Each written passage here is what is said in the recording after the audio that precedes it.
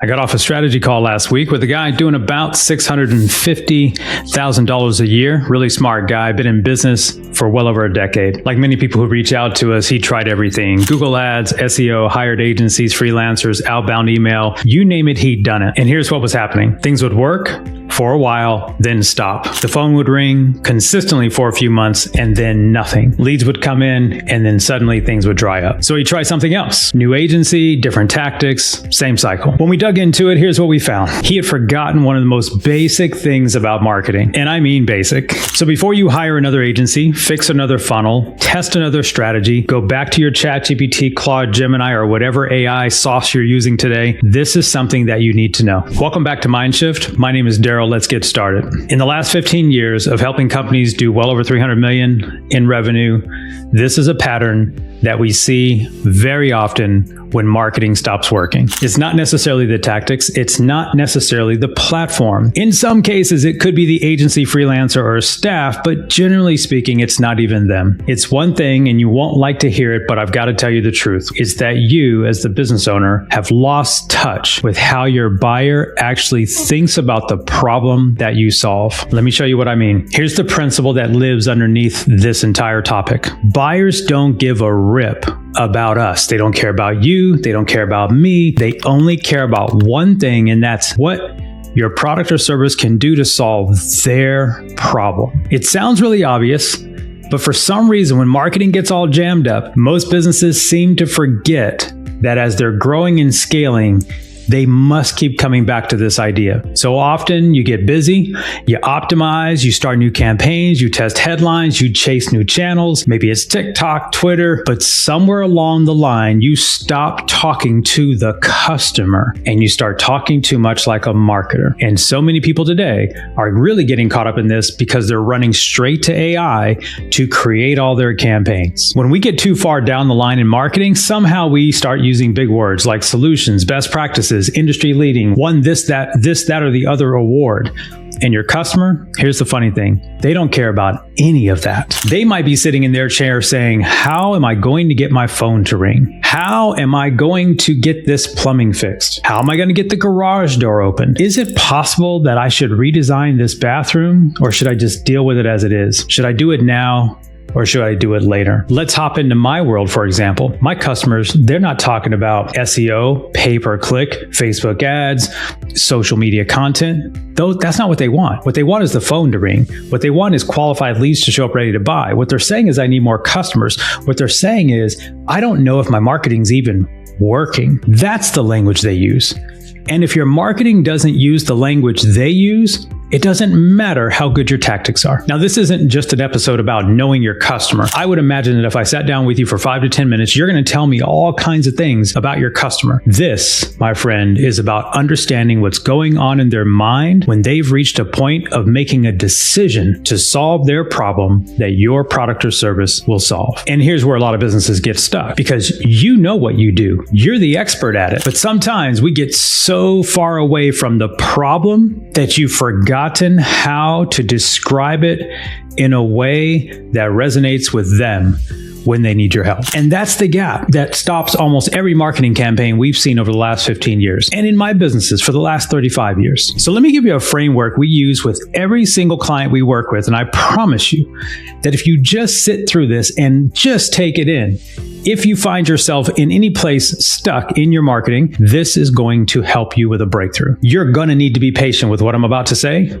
because this isn't a hack. This isn't just a quick tactic. This is the foundational root around every successful campaign we've ever driven. We spend the first 30 days on this exact thing that I'm about to reveal to you, because it absolutely unlocks everything we do for years on end for our clients. When we first take on an engagement, when we work with a client, we actually spend a lot of time and we ask them this one question. Let me frame it for you. It's 11 o'clock at night and your perfect buyer can't sleep. This isn't the first night. They've been up dealing with this for maybe weeks, months, or potentially even years. I don't mean that they've been up every night for years, but there's been something nagging at them for years. But this particular night, they get out of bed, go downstairs, maybe to their office, maybe to their favorite meditation chair, pick up their phone, open it, and they're like, enough is enough. They go to Google, ChatGPT, Gemini, Claude, whatever the flavor is of the day, maybe Grok, and they start typing your question that you must answer.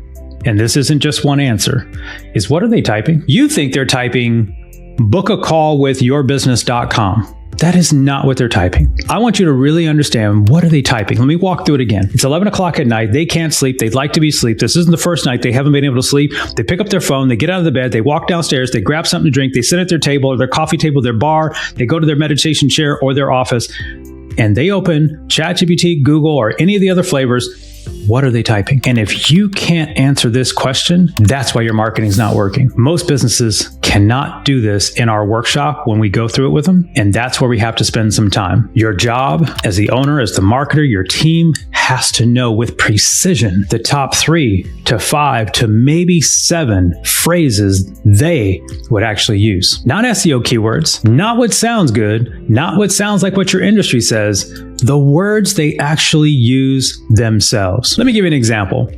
Many years ago, we worked with the LASIK Eye Center. Now, we are not medical professionals. Now, if you ask the doctor what people were searching for, it would be LASIK Eye Center in city. It would be top LASIK doctor in my area. Those are great keywords for Google Ads. But here's what we found as we dug deeper into the data. We found out that people said that they were tired of wearing glasses and they were comparing contacts to other alternatives like LASIK. So before they're looking for the actual provider, they're actually deciding, should I try contacts or should I even think about this idea called LASIK? Well, then we go one step further. Even if they are thinking about the LASIK surgery, there was 2 big problems. Number 1 was, can I afford it? Number 2 was, is it safe? So these were 2 indications long before they were ever ready to book an appointment that would give us an idea that they were in fact the type of person we wanted to get our brand in front of, our message in front of, our ads in front of, our content in front of, our social in front of, and our emails in front of. This is what we call in our agency the problem that precedes the purchase. Every single time we sit down and work with a client on strategy, we identify the problems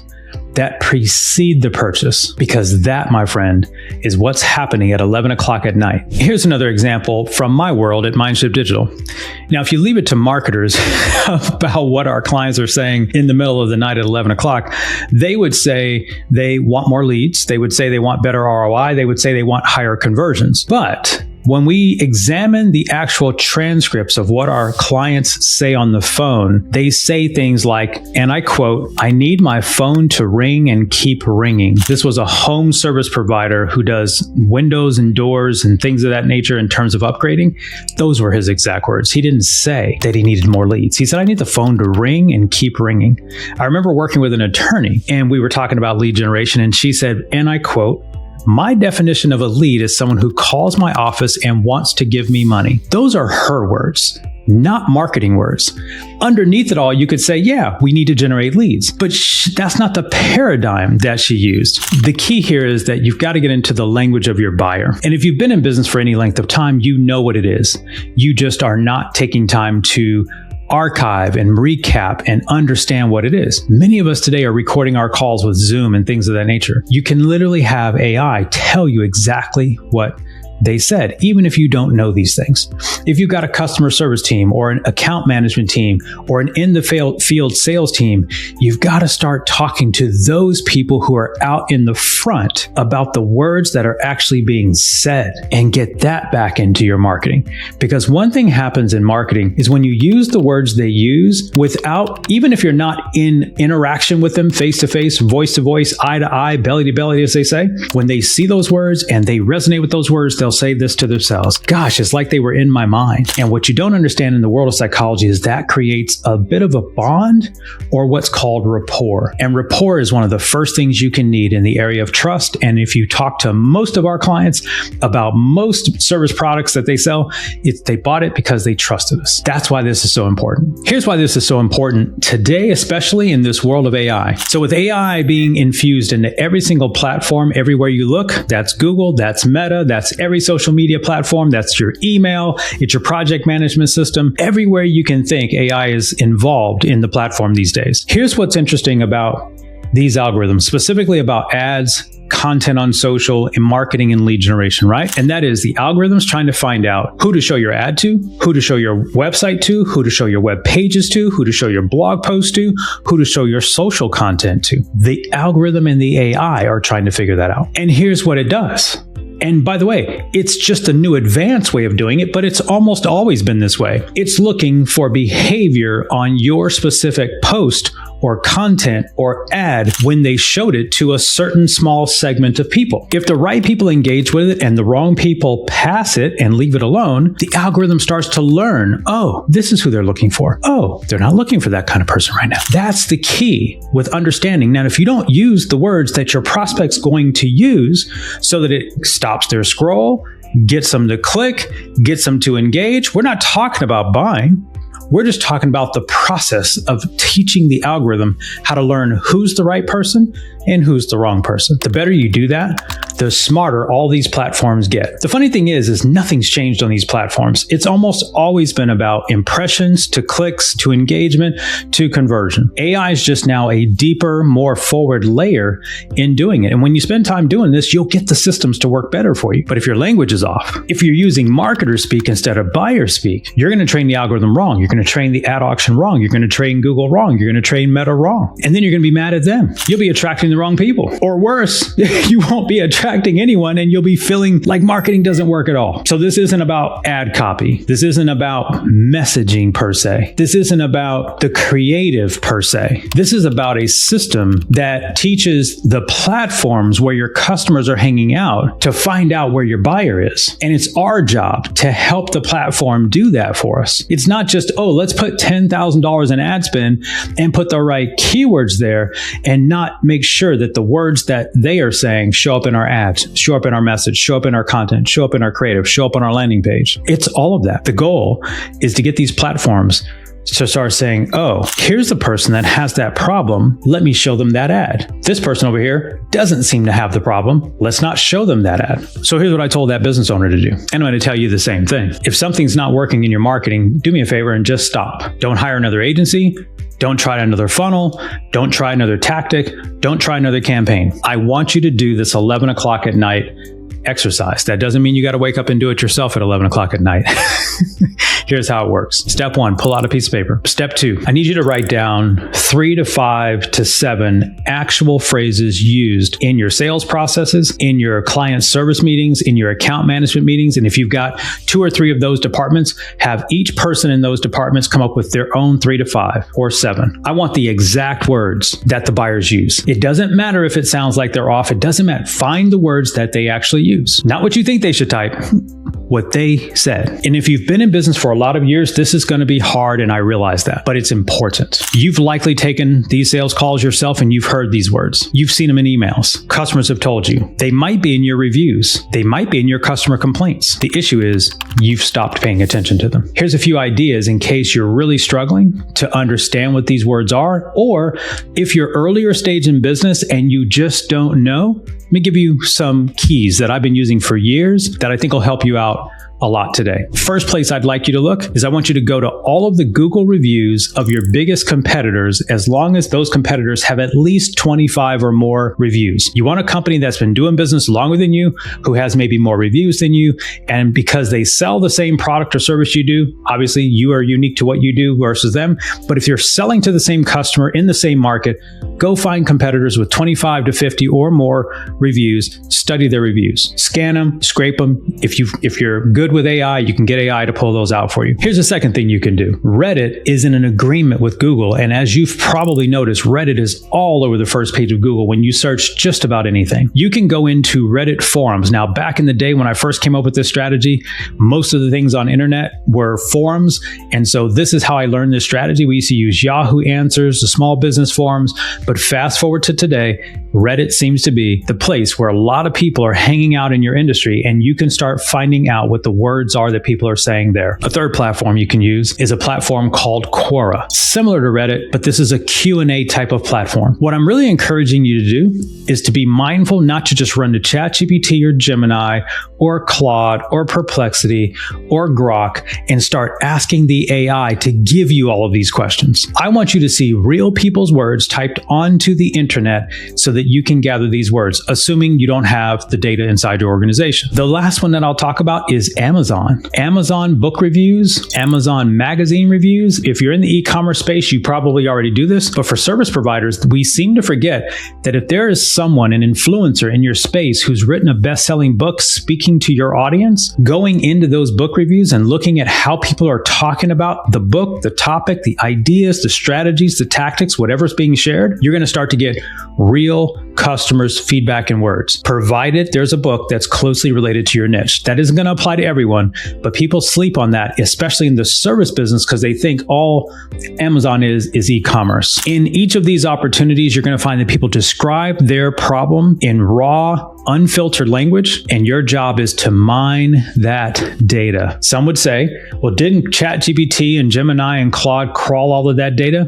Probably, maybe, potentially, depending on how late their algorithm is. We're big fans of AI helping you organize, helping you test, but you can't outsource your human insight to AI, or you can pay the consequence. It's important that you need to know what your customers say. Now, step 3. Now, once you have those 3 to 5, maybe 7 phrases, you can start to categorize the problem that they think precedes the purchase for your product or service. This idea of the problem that precedes the purchase, if you start making your content around that, if you start writing your blogs around that, if you start writing your social content around that, if you start integrating that into your video ads on Meta, if you start integrating that into your copy in your Google ads, on your landing pages, they won't just have keyword relevance. They will have buyer psychology relevance. And if you want to know one of our secret hacks to conversion, when we have pages that should convert at 20% that convert at 40%, when we have emails that are supposed to open at 15 or 20% and they open at 30 or 40%, when we find that an ad goes out to a perfectly cold audience with a video in it, and we can take a perfect stranger who never knew who we were and get them to watch 100% of the video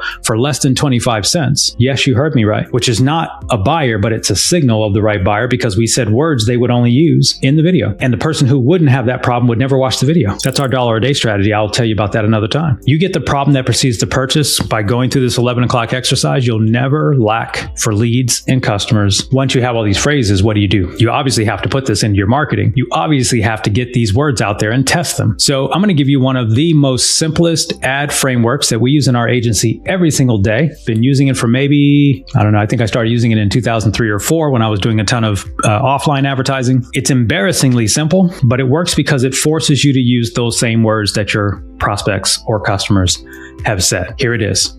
I hope you got your pen. If you are your ideal customer, so the phrase, let me go to it really quick. If you are, and you want, do this thing. What does that mean? If you are, and insert your buyer persona. If you are a homeowner in Jacksonville, Florida. If you are a business owner in Maryland. If you're a homeowner in Clark County. If you are, insert the buyer demographic of the type of person you're trying to reach. And you are, the second line, is it about the pain, meaning using the word or phrase that they were complaining about. Let me jump the LASIK eye example. If you're a person who wears glasses is the person. You're considering contacts or LASIK, and you'd like to have 20/20 vision again, line 3, and you want the desired outcome. If you are this person, and you are experiencing this problem, and you want desired outcome. If you're a person who's wearing glasses and you're considering contacts or LASIK,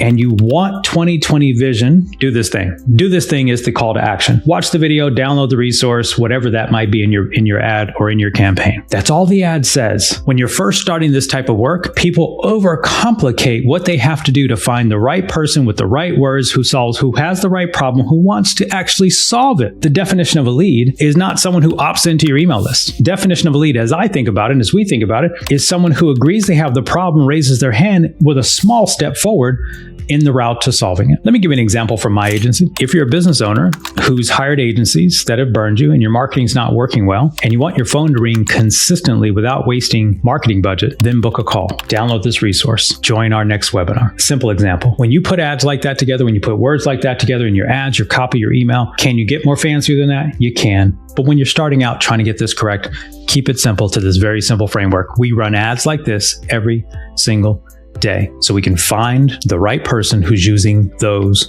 words. So simple, but super effective. To wrap this up, it's because we're using their language. We're describing a problem they have and they feel some kind of way about it. And if you make it clear that this is for them, not everyone, Too many people. Who's your buyer? Well, everybody who. The minute I hear everybody who, I know your marketing is not working right because you haven't done this work. This is not just for you. This is not just for your customer, but it's for the algorithms that we trust will find our customers. That's Meta, Facebook, Instagram, Threads. That's Google, Google Ads, SEO, Google Maps. And if you're playing on some of the other platforms, LinkedIn, TikTok, X. We need the right people to engage. We need the wrong people to pass our content. And that sounds counterintuitive, but it's how marketing gets more effective, cost effective, and you get the results that you want. Over the last 15 years, it isn't usually the tactics when we come in that didn't work. It's not that the channels they were on didn't work or were wrong. It's not even in some cases, although there are some really, really, really bad agencies and people in marketing